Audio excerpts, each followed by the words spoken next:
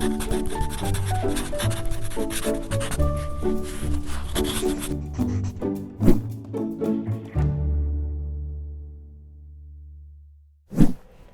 I'm Dawn Durham, and welcome to PaTTANpod. We're here attending the National Autism Conference, speaking with Tim Vollmer. Thanks, Tim, for stopping by PaTTANpod today. We appreciate it. Sure thing. Happy to be here.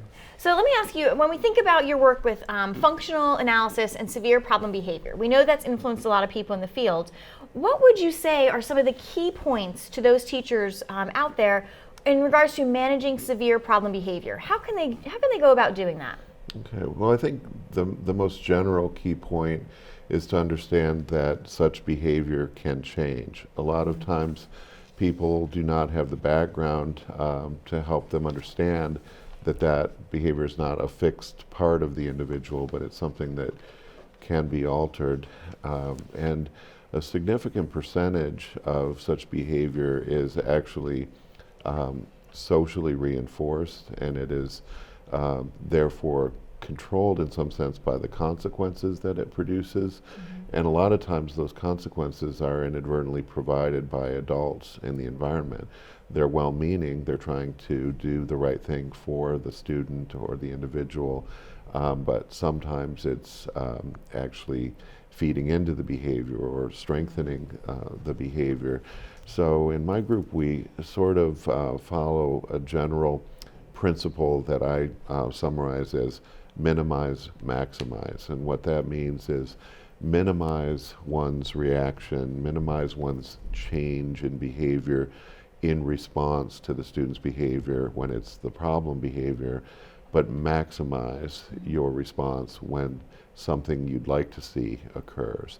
So that sets up a situation that we call differential reinforcement in my field, and the results of those types of interactions can be very fluid and very natural within a classroom context. It doesn't require using timers or counters or anything else. It's just, I view it as a way of life. If you just maximize your reaction and reinforcement when appropriate, desirable behavior occurs, and minimize such reactions when the problem behavior occurs, the student learns more often than not that the appropriate behavior will pay off and have a better consequence for them. So one of the things I want to highlight that you said was behavior is not fixed. It can change, and we need to be cautious about feeding into that behavior, and this idea of this minimize, maximize kind of idea and concept may help to alleviate and de-escalate some situations that are poor behavior or behaviors we don't want, but increase the behaviors we do want. Correct, yes. Okay, so your clinical interactions is really what is well known in the field, that people really kind of go for it and pay attention to the clinical sessions that you have and the experience that you have. When we think about establishing cooperation with interacting with students with autism, what are some suggestions you have in doing that? Well, usually when professionals and teachers and other individuals in school systems are working with students with autism, it is in some kind of instructional or learning capacity. So by and large, most of our interactions involve some kind of instruction or another. Unfortunately, a substantial percentage of severe problem behavior is actually escape behavior, and the student essentially finds something about the instructional interaction to be aversive. And when you think about the word escape or avoid, it really means to move away from or to stay away from. So the approach I encourage is to try to reverse that. I encourage teachers and professionals and behavior analysts and other therapists to think about it from a perspective of, I want the child or the student to approach me, not to move away from me. So what can I do that would result in the student approaching me? It's, similar advice could be given to parents as well, because parents certainly wouldn't want their child to want to move away from them. They would want their child to move toward them and stay near them. And so the way that is typically done is through the use of a lot of positive reinforcement.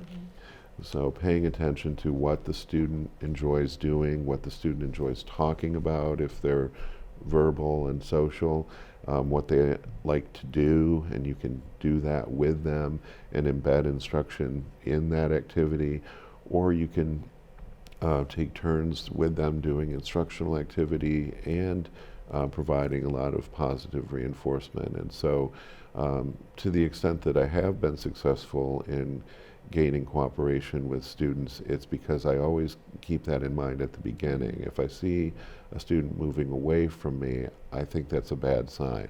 And I want to start by getting the student moving toward me, because that indicates they like being around me, they find it reinforcing to be around me. There's another way I think of thinking about your question, and a key word in there is cooperation. Especially in complex environments like school systems, school and classrooms, cooperation goes beyond just the individual therapist and the student, or the individual teacher and the student. In the case of most individuals with autism spectrum disorders, there is an entire group of people, a team, including the student's parent or parents, including the teachers, including the professionals, who all must cooperate. And I see at times that the best interest of the student sometimes breaks down at that level, and it's very important, I believe, for all of those team members to recognize their scope of expertise, but also recognize the scope of expertise of the other contributors, and make sure that everyone has their chance to express what they believe would be in the best interest of the student, and then work out what that overall program or plan would be. And the best individualized plan is, of course, one where everyone's expertise is utilized. So there is that more layered meaning to the word cooperation, I believe, but on an individual basis, I certainly think it means developing a relationship with the student, and resulting in the student approaching the adult or therapist as opposed to moving away from or avoiding. So we want to change from escaping to approaching. And I think those are two words we want to continue to say. If they're moving away, that's a sign they don't want to be near us. We need to change so they want to approach us. Right. But what you had said regarding cooperation, it's not just between the individual student and one adult in the room, therapist, teacher, whomever, but it's cooperation amongst the whole team, and making sure that all areas of expertise and everyone's mindset is really involved in planning for the student, including the student's expertise about how their own feelings and how they want to adjust, to the parents, to all stakeholders. And I think that's a key piece to keep in mind when we're faced with any student with behavior problems, severe behavior problems. We need to remember to think about all the players at the table. Yeah, and interestingly, in my role, when I frequently come in as a consultant, I am, in a sense, in the middle of the discussion, where parents or other care providers might have a perspective, members of the school team might have a perspective, and coming in as a separate set of eyes, what I frequently see is that everybody's right in some way. And so an approach that we try to take is to get everyone to see what parts of the message are critical for everyone to agree upon, and to bring it back to what we're talking about is what is in the best interest of the student. And we have to keep our eyes on that as a group and as a team. Bringing everyone's thoughts to the student, because the student should be in the front of all of our minds. Correct. And we might lose sight of that when we have so many people at the table. And you said at some point, someone's right all the time, right? There's the little aspects that are always correct and good knowledge to have, but we do need to work together to keep what's best for the student in mind. Yeah, and certainly staying within the evidence base. We don't want to step outside of what has been proven to be best practices for the student. Absolutely. I want to think kind of historically now. So when we think about the work that influences development and implementation of human and effective behavioral interventions, particularly with individuals with autism, kind of thinking historically, what have been some of the most significant pieces of work that really led to our understanding of development and implementation of interventions? Well, I'll keep my response within my own field because I'm sure there were equally significant steps taken in other professions, but the ones I'm most familiar with are in applied behavior analysis. And I think going back to the inception of the field of applied behavior analysis in really the late 1950s into the 1960s, and then with the onset of our primary journal, the Journal of Applied Behavior Analysis in 1968, I think it's really fascinating to go back after all of those years, over 50 years now, and look at the substantial amount of behavior change that can be induced by the use of positive reinforcement. It's been replicated thousands and thousands of times. And the size of the effect, or the effect size within an individual participant or subject in a study, is absolutely enormous. You don't really see that in other approaches. So I think one of the critical developments that happened within behavior analysis was when we made that transition to socially meaningful behavior, but continued to examine the effects of our procedures on an individual basis. We can look at the results for any individual participant in our studies, in our applications, in our clinical work, and point to the change in behavior through our data analysis. So that, I think, is a very significant was a very significant step in the field. Another one you already alluded to, which is the functional analysis of behavior.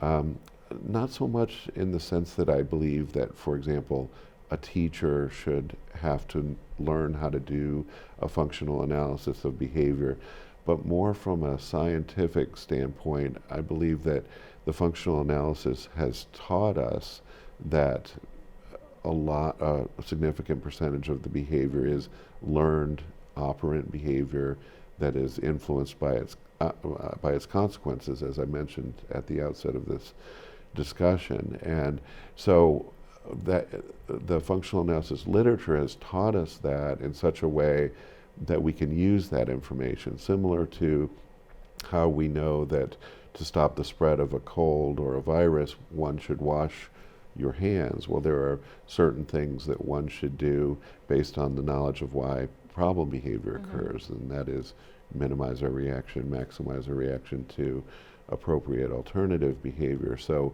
we can all respond to what the science has shown us without necessarily being the one to implement the assessment.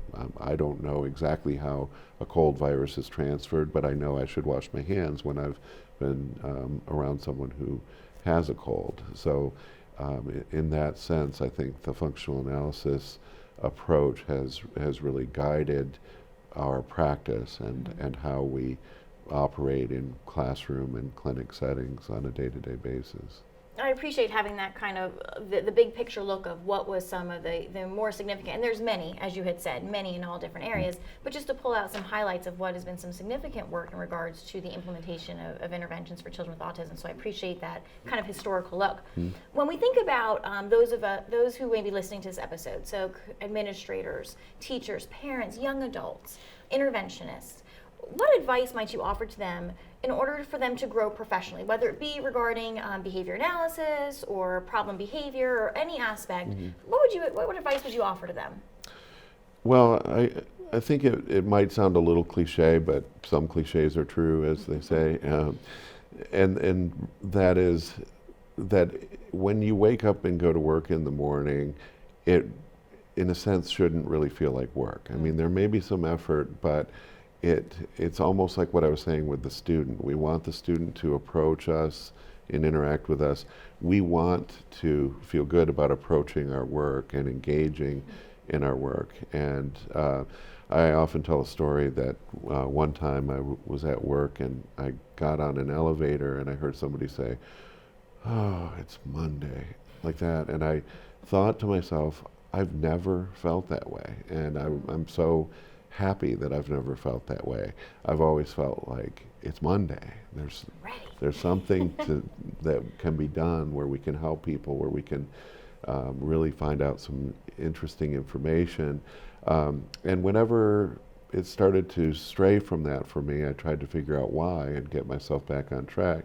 So in terms of advising people in their own field, if it starts to feel like a drag, if it starts to feel like it's something you don't enjoy doing anymore, figure out why and see if there's a way you can change it. Maybe you need to get a higher degree so you can have a leadership role. Maybe it's that the particular population of individuals you're working with is not your main interest, and then you can figure out how to make a transition to that other group. There could be a number of reasons, but sometimes it just involves some reflection on what is important to you professionally.